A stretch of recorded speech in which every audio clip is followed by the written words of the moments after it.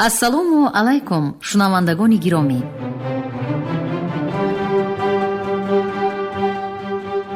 ба таваҷҷӯҳи шумо идомаи силсила гуфтори хонишҳои бадеӣ аз рӯи рамани сегонаи нависандаи халқии Тоҷикистон Ҷалол Икромӣ, духтари Оташ, 12 дарвозаи Бухоро ва тахти Вожгон. шунавандагони арҷманд, акнун ба қироати рамани сегонаи Ҷалол Икромӣ тахти Вожгун оғоз менамоем. ҳоло гуфтори 15-ро аз рӯи ин раман бишнавед. ровӣ Ализода Абдурашид Хуҷамқул. қисми 10. این عجیب. حلیمه دختری زندگی دوست و سالم بود و هیچگاه به خودکشی اقدام نمی کند. در اینجا یک اسرار باید پنهان باشد. چی اسرار می شد؟ گفت باز آوازش را بلند کرده زهره و یکنون گریه نمی کرد. در چشمانش آتشی غضب در می گرفت. چی اسرار می شد؟ ناظر افندی، گفت وی تکرار کرده و در آهنگ استهزا به سخنش دوام داد. شما ناظر افندی همسایه ما از همه اسرار خاندان ما خبردار هستید. باید شما این سخن را به زبان نگیرید. سر و اسرار. خاموش، گفت تهدیدآمیز نظامی‌الدین. در اینجا حلیمه مرده خوابیده است. پدرش با جنایت حبس شده است. مرده بالای مرده، جنایت بالای جنایت. این را ما نمیمانیم، تفتیش میکنیم. شما خانیم با داد و غوغا به کار ما خلل نرسانید. من به میلیسیا تلفن کردم. حاضر آنها رسیده می آیند. ما مجبور هستیم که شما را یک چند روز. خود شما، گفت زهره سخت کرده، خود شما جنایتکار. خاموش، فریاد کرد نظامی‌الدین و به زنک نزدیک شده با آوازی پست گفت که او لب گزید و پس خاموش نشسته ماند. فیروزه چنین رنگ گرفتن حادثه را هیچ گمان نکرده بود. وی باوری داشت که از حلیمه گپ پرسیده منبع فساد را می یابد و به عصا خبر می دهد که کارش را دانسته کند. لیکن در اینجا حادثه روی داد که کار عصا را باز هم وزنین تر گرداند. چرا زهره با نظامی‌الدین این طور گفتگو می کند؟ چرا خود او را جنایتکار گفت؟ در حقیقت هم جنایتکاری کلان نظامی‌الدین نباشد. این را به عصا فهماندن لازم. چرا به حلیمه زهر دادند؟ برای پوشیدن جنایت؟ زهر را که می دهد؟ چطور می دهد؟ نخواد که خودی حلیمه تردد کرده زهر پیدا کرده و در نبودن مادرش خورده باشد، یا که کشته شدن همراه خان و یردار گشته حبس شدن پدرش را شنیده غصه خوردنش ممکن. به همه این کارها باعث شدن خودش را درک کرده از این طور زندگی مردن را بهتر دانستنش ممکن. اگر همین راه را انتخاب می کرد. دیدید آییم، گفت به وی نزدیک شده خاله انبر، این حولی و این خاندان به نحس جوریدگی. اگر هی نگوید این زنک شلاقی ناظر افندی را هم جنایت کار کرده می ماند. ناترسی او را تماشا کنید. کی می داند؟ گفت فیروزه. نظامی‌الدین افندی همسایه این زنک و او همیشه در حولی ناظر می شده است. هم طبق و هم کاسکی شدند، همکار شدنشان ممکن. خیریت که از من پیشتر آمده به نحسیت این خاندان آلوده نشدید. راست می گویید، گفت این دفعه از نیتی بی جای خود پشیمان شده فیروزه. خیریت شد. عقد هنوز به آخر نرسیده از بیرون مردی قد بلندی به خانه در آمد و سلفیده ماند. نظام الدین سر برداشته نگاه کرد و یک باره رنگش تغییر یافت و با آوازی پست گرونگی کرده ماند. خوش، چه گپ؟ به شما کاری مهمی دولتی، گفت آن مرد و به سوی بیرون ایما کرد. بسیار خوب، گفت نظام الدین و به یار محمد مراجعت نمود. عکس را نوشته به میلیسه می سپارید. بعد من خودم و بیرون برآمده از دریچه به حولی خودش گذشت. بیایید ما هم می رویم، گفت فیروزه. زودتر به خانه رفتن لازم. آنها نامعلومکک از حولی به قول خاله به نحسیت جولیدگی بیرون برآمدند. خیریت که آمدن شما را هیچ کس ندید و ندانست، گفت انبر خاله در کوچه. آخر شما آدمی معلوم، به همه شناس. خیریت گفتمان فیروزه و به خیالهای خود بند شده به سوی حولیش روان گشت.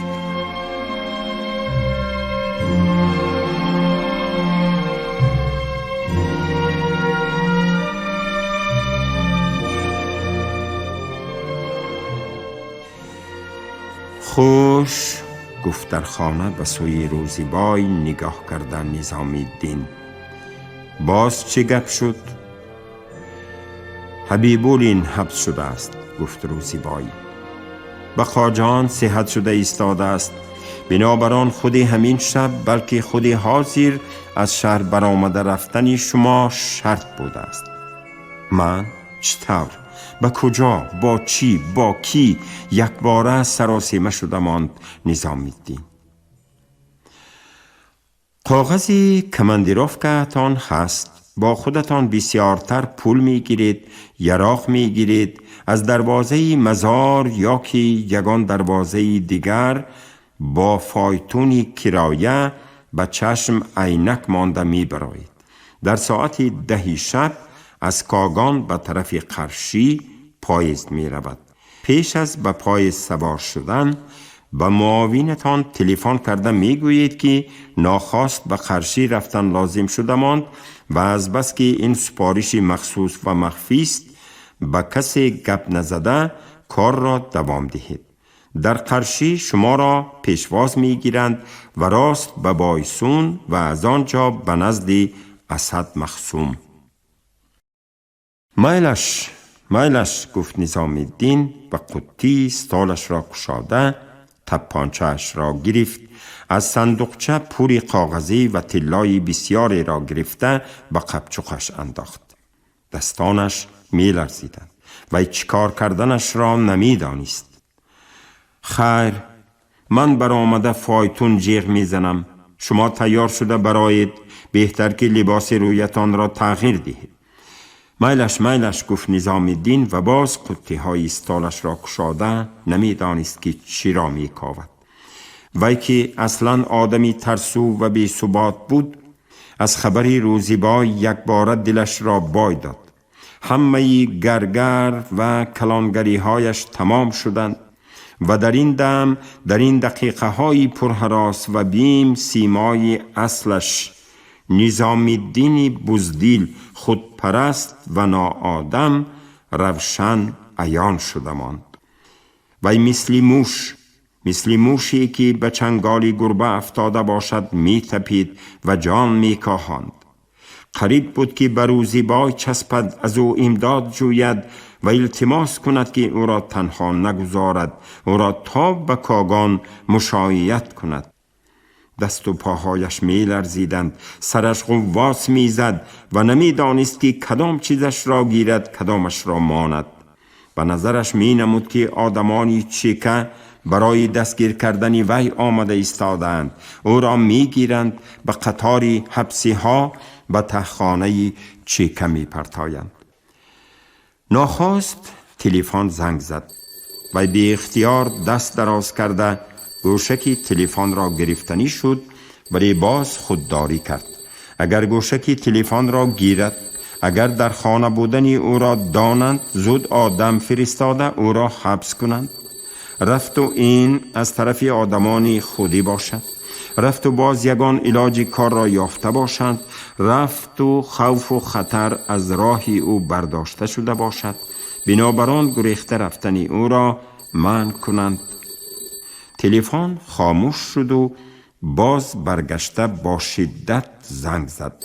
این دفعه نظام الدین طاقت نکرد و هرچی باداباد گویان گوشک تلفن را برداشت و با آواز خسته گفت: بله، کی می پرسد؟ از آن طرف سیم آواز شناس فیضالله خواجه‌ایف به وی جواب داد: من. شما نظام الدین افندی؟ چرا آوازتان خسته؟ کسل شدید؟ شمال خوردید؟ با کینه می گذرد، احتیاط کنید. هم فهمیدید که نوگی سوی قصد آشکار شدگی برین خبر ندارید؟ افسوس، از این کارها خبردار بودن شما لازم. فایتونچی شادی را به حبس گرفتند و البته شریک. بله، من از شما خواهشمندم پاسبانهای درون شهر و اطراف شهر را پرزورتر کنید. من از کاری علی رضا افندی راضی نی. از این خیل سردار میلیتسیا مرشب امیر بهتر بود. یگان آدمی دلسوز و چقان را یافتن لازم. اگر امروز آمده نتوانید، پگاه اولی روز هر کار کرده به مجلس شورای ناظران حاضر شوید. به شما گپ هست. خیر، احتیاط کرده خوابید، دارو خورید. نظام الدین گوشک تلفن را به جایش گذاشت. دستانش بیشتر به لرزه در آمده بودند. حبس شدن شادی فایتونچی باز یک نخی دیگر را به دستی چیکه یافته می دهد. پس آهسته آهسته همه نخها به دستی چیکه می افتند و با یک کشیدن او را و تمام تشکیلات را از پا می درارند. لیکن معلوم که فیضالله خواجه‌ایف هنوز از وی شبهه ندارد. چیکه هنوز به وی به رئیس حکومت درباره ناظر داخلیه چیزی نگفته است. پس هنوز فرصت خلاصی هست. پس از این استفاده بردن لازم. زودتر.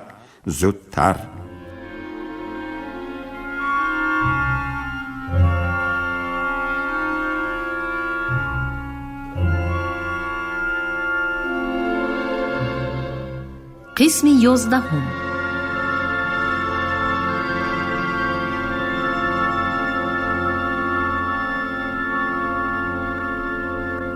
آب اگر نیست زندگانی نیست میگویند، گفت مشکابی پیر بابا امید به شاگرد و یاری دهنده خود میرد که در لب صوفچه پایانی حوض و سخنانی او با دقت گوش کرده می استاد.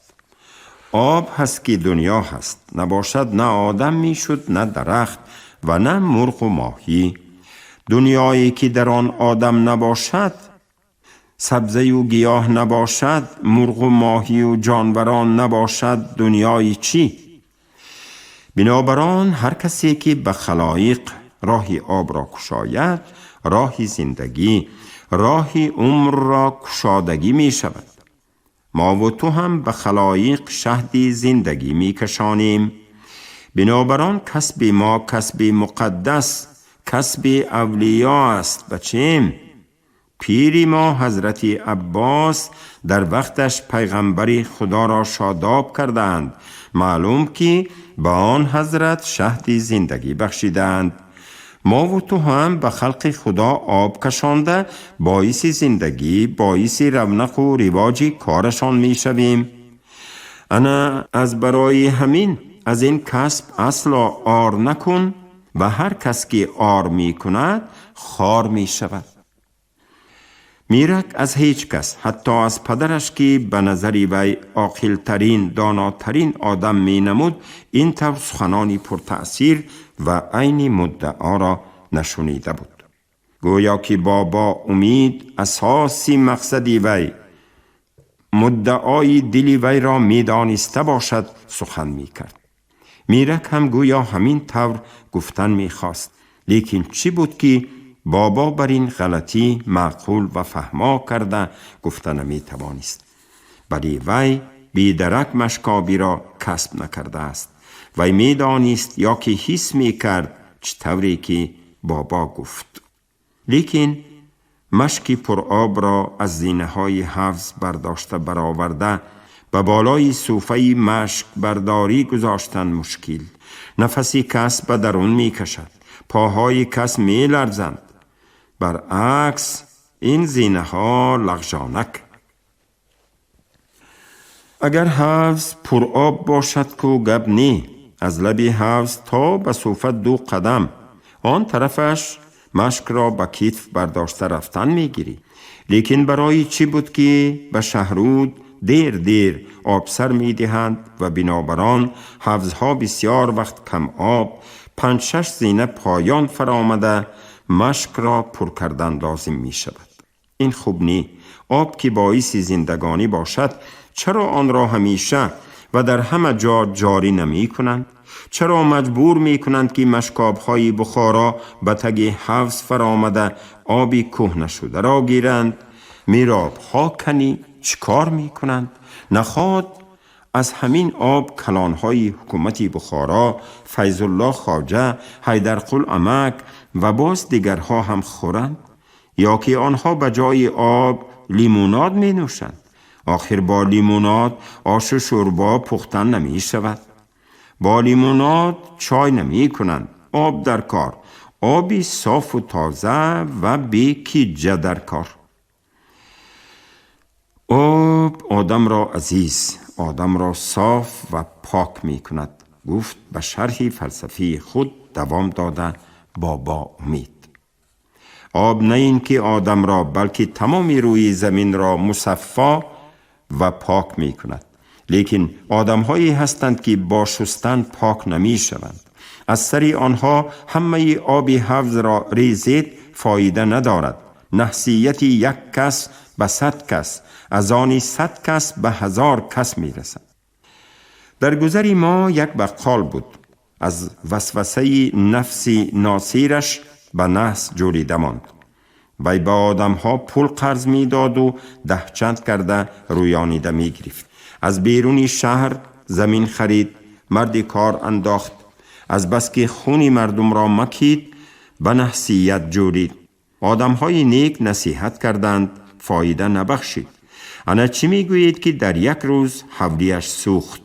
از نحسیتی وی حولی همسایه هم در گرفت. حاصلی زمینش را ملخ زیر کرده پاکیزه خورده رفت. پسرش به حوض افتاده غرق شد و بقالی نحسیت زیر کردگی دیوانه شده به خواجه اوبانی ها افتاد. هر کس که با همان بقال هم دست بود نیز به نحسیت جورید. اما همسایه ما عرابکش بیچاره که آدمی نیک بود، مادگاوش 2 تا زایید، زنش کرمک پروا کرده بوده است، سال آمد کرد و پله بسیاری فروخت. زندگانیش یک باره خوب شده ماند. افسوس که ناتوان بینهای نحس روزی نیکی او را دیده نتوانستند. جدید گفته تهمت زدند و بالای ارک برده سر زدند. انقلاب شد، نقص شد. اکنون کسی به کسی تهمت زده نمی تواند. نخواد که گفت میرک همه تهمتچی ها نیست شده باشند. همه اشان نیست نشده باشند هم گفت بابا. لیکن حکومت عادل شد و تهمتچی اکنون می ترسد. میرک به این خلاصه استادش باور کرد و قائل شد. وی گفتن نتوانست که تهمتچی ها و ناتوان بین ها هنوز هم هستند و کار خود را کرده گشتند. حالا سالهای بسیار لازم که این خیل عادت و خصلت‌های بد از شعور آدم نیست شده رود. بابا شما به حولی هر کی آب گوید کشاندن میگیرید؟ پرسید ناخواست میرک. ها بچیم، گفت بابا، هر کس آب خواهد او را از آب سیر کردن شرط است. پیری ما همین طور می فرمایند. آدمی نحس باشد هم؟ ما از کجا می دانیم که وی نحس است یا پاک؟ ما می بینیم که بنده خدا آب طلب است. آدمی ظالم و خونخور باشد چی؟ ظالم؟ نه، هیچ کدامی ما به حولی آدمی ظالم آب نمی کشانیم. لیکن در زمانی پیش از انقلاب ظالم ها حکمران بودند. اجرای فرمانی حکمران بر فقرا مجبوری بود. من هیچ وقت به خانه ظالم آب نمی برم، خواه حکمران باشد خواه نه. ای بچیم، به تو چی گویم؟ گفت بابا. تو ظالم را ندیدی و از گیروداری او خبر نداری. ظلم بنده از ظلم خدا هم سخت تر است میگویند. روزهایی که ما دیدیم الهی دشمنت نبیند. من ظالم را دیدم، گفت میرک کلان سالها برین. اسد مخصوم ظالم است. اسد مخصوم ظالم بود، گفت سخن او را تصدیق کرده بابا. لیکن خدا رحمتی ددید به درگاه او کار میکرد. برای چی؟ چون که اسد مخصوم حکمران بود. نه، گفت میرک یک رو. ددیم برای نیست کردن ظالم کار میکردند. ها، الهی خدا رحمت کند، گفتمان موی سفید، و شاید برای در این موضوع چخورتر نرفتن گپ را به آخر رسانید. خیر، خیز بچیم، وقت هم بیگاه شد. یک ره به قراری ها آب بریم.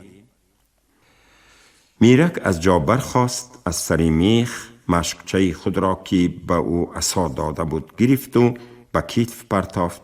بعد دولچه مخصوصی آن را هم که در همان میخ بود به دست راست گرفت و از پس بابا با زینه های حفظ به پایان به خودی آبی تک نشسته حفظ فرامد.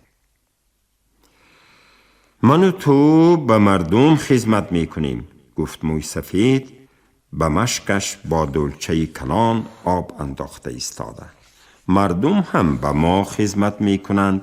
انا همین دولچه و همین مشک را به ما دوختن نمی دادند. ما چیکار میکردیم؟ حفظ را نمی کندند و گرداگرد زینه های سنگین نمی ساختند. ما از کجا آب می گرفتیم؟ این کارها را آدم ها برای ما کردند. ما به آنها آب می کشانیم. دنیا انا همین طور ساخته شدگی بچیم. همه باید کار کنند، همه باید به همدیگر مدد رسانند و کاری هر کس به قدری حال خود. البته میرک خیال کرد که این گفته های بابا را هم گویا وی می دانست. گویا در فکرش همین گپ ها بودند، لیکن روشن نبودند و اگر یک کس پرسد این طور نقص کرده گفتن نمی توانست. در حقیقت میرک اساس حیات و ماهیت دنیا را در کار، در مهنت و در حرکت می دانست. دهقان در زمین کار می کند و گندم می روید، علف می روید، گاو و گوسفند را پروا می کند. از مهنت دهقان همه سیر، همه شاداب، همه تأمین می شود. آهنگر کار می کند، اسباب دهقانی را می سازد، اسباب زندگی را می سازد. بافنده کار می کند، قلمی، کرباس، شاهی، ادرس بافته می برارد، مردم را می پوشاند. آشپز آش می پزد، استاخانه می سازد، مشکاب آب می کشاند. لیکن ملا بچه ها چی کار می کنند؟ کتاب می خوانند. از کتاب خوانده ولوله کردن نشستن آنها به مردم چی فایده؟ امام و صوفی گذر چی کار می کنند؟ نماز می خوانند. از نماز خواندن آنها به مردم چی فایده؟ اکنون آدمانی بسیار در اداره ها رفته به سر استال ها می شینند. ناظرها فایتون سوار شده می گردند. از آنها به مردم چی فایده؟ هیچ. همه این خیل آدم ها غیر مفتخوری دیگر کاری ندارد. میرک بدکاری را بد می بیند. میرک کاری با فایده کرده نان خوردنی است. برای چی هم عصا عمک هم فیروزه خاله او را به خواندن دعوت می کنند؟ همین قدر خواندنش بس نیمی. وی خط و سواد دارد، نوشته خوانده می تواند، کمتر حساب را می داند، چند بار به مادرش عریضه ها نوشته داد، گزیت خوانده می تواند، اعلان ها را می خواند. کفایه؟ باز اگر خواند چی می شود؟ ناظر در کار نی. از همه بهترش مشکابی. مشک وی از آب پر شد. مشکی پر آب را به زور برداشته بالا برآورد و بر روی صوفچه گذاشت. حالا موسفید به مشکش آب انداخته ایستاده بود. به کجا برم؟ پرسید میرک. به حولی غلام جان مخصوم، گفت موسفید. میرک مشک را قلی کرده به کتفش برداشت و اندک خم شده به راه درآمد. در دمی کوچه حولی غلام جان مخصوم یک فایتونی 2 اسبه و 2 عسکر در بالای اسبهای خود ایستاده بودند. آنها هیچ کس را گذشتن نمی ماندند. میرک به دیگران اهمیت نداده خواست که از پهلوی فایتون گذشته رود، لیکن یکی از عسکرها او را از راه داشت. های مشکاب، برگرد. ممکن نه. من به حولی جناب ناظر، گفت میرک، به گمان آنکه به حولی ناظر گذشتن ممکن باشد. ممکن نه، برگرد، گفت باز دوغ زده عسکر و با سری اسب پیش راهی او را گرفتنی شد. مشکم وزنین امک، گفته التماس کردنی بود میرک، لیکن گپش ناتمام ماند. در این دم از درونی دروازه کلان و کشاد حولی غلام جان مخصوم پیش عصا در دستش تپانچه، از پسش غلام جان مخصوم با رنگی سفید کنده و حالی پریشان، باز 2 نفری دیگر آدمهای سلطناک و از پس آنها 3 نفر آدمان عصا برین تپانچناک برآمده آمدند. عسکری اسپکی اسب خود را به قفاتر راند. چشم عصا به میرک افتاد و تبسم کرد. میرک هم به وی سلام داد. عصا غلام جان مخصوم و 2 آدمی سلطناک را به فایتون سوار کرد و خودش هم نشست و از 2 طرف 2 آدمی دیگر به زینه های فایتون سوار شدند. هنوز فایتون به راه ندر آمده. عصا که به میرک نزدیک بود گفت: احوالت چطور؟ پگه به خانه بیا، البته کار هست. خوب شده است، گفت میرک. فایتون به راه در آمد. از پسی آن 2 اسپکی راندند و از پسی آنها بچه های کوچه و تماشابینان رفتند و این چنین از حولی یک زنک دادگویان برآمدنی شد که او را پسرک همسنی میرک پیشگیری کرده نماند که به کوچه برآید. از این منظره میرک یک درجه غمگین شد و چیکار کردنش را ندانسته ماند. آب را به حولی در آورد یا که از راه برگردد.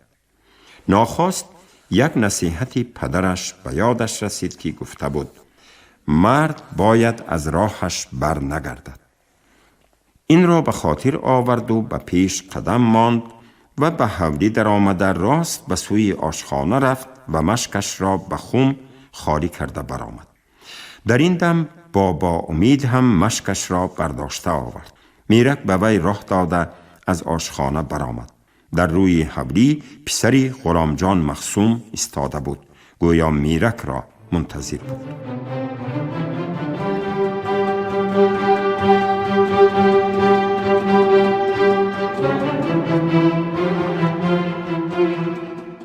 шунавандагони азиз, шумо гуфтори 15-ро аз рӯи рамани тахтивожгуни нависандаи халқии тоҷикистон Ҷалол Икромӣ дар қироати Ализода Абдурашид Хуҷамқул шунидед. Коргардон Шералии Нағзалӣ, садобардор Карим Толибов. поёни гуфтор аз силсилаи хониши бадеӣ. шод бошед.